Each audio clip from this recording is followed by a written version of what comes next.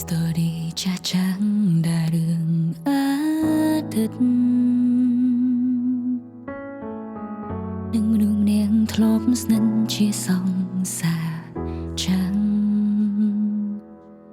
យើងបានបែកគ្នាដូចជាយូរណាស់គ្រាមុនអូនចង់ចាំច្បាស់បងគឺជាអ្នកធ្វើពាំងហេកាមិនចង់ដើររួមវិថី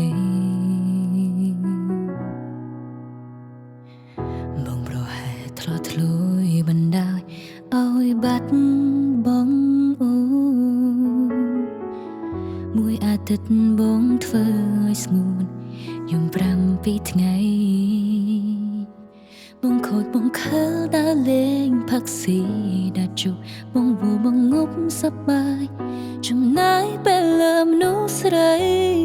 ជាអចិន្ត្រៃយ៍រហូតពួកយើងប្រឆា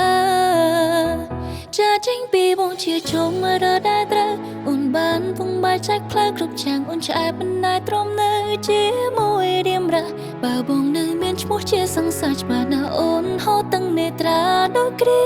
កន្លងថ្មនាងពេលនោះប្រហែលអូនគេងមិនលក់ទេព្រោះតែមានមេនៅចាំផ្លើបងកុំហូរដែលបងខុសឆ្គង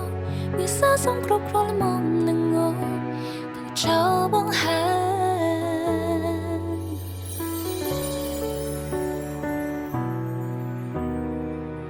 រឿងដែលហួងគឺហួងមិនណាយបាំងបើដេបឈោពេលនាងប្រហែលបងទំលោរកគ្មានអូនហើយអារម្មណ៍មួយពេលគ្រាន់តែនឹកឃើញរឿងចាស់មិនចង់ឲ្យបងក្រឡាត្រឡប់មកក្រកអូនឡើយបើបានសុខហើយអូនក៏អបអរជីវ៉ាចាចេញពីបងជាជុំរដែលត្រូវអូនបានពងបាយចែកផ្លែគ្រប់យ៉ាងអូនឆ្អែតមិនដែលទ្រាំនៅជាមួយរៀមរះបើបងនៅមានឈ្មោះជាសង្សារច្បាស់ណាស់អូនហូតទាំងនេត្រាដូចគ្រាកន្ល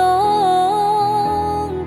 ថ្មនាងពេលនោះប្រហែលអូនគេងមិនលក់ទេព្រោះតែមានមេនៅចាំផ្លើបងកុំហូរដែលបងខុសឆ្គងវាសាសំគ្រប់គ្រងមុំនឹងអូ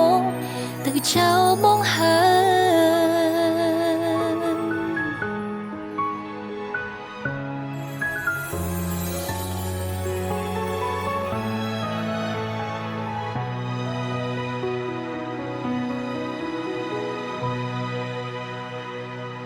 ស្គាល់គេអ្នកថ្មីគេធ្វើអោខ្លាំងណាស់មិនដែលចេះប្រែក្រឡាស់ដំណើរទៅមុខគេប្រាកដច្បាស់មិនដូចរៀមរាបើអូននៅមានឈ្មោះជាសង្សារច្បាស់ណាស់អូនហូរទាំងនេត្រាដូចគ្រាកន្លងថ្មនាងពេលនោះប្រហែលអូនគេងមិនលក់ទេព្រោះតែមានមេនៅចាំផ្លែបងកុំហូរដែលបងខុសឆ្គងវាសាសំគ្រប់គ្រងមុំនឹងអូនទៅចោលបងហើយ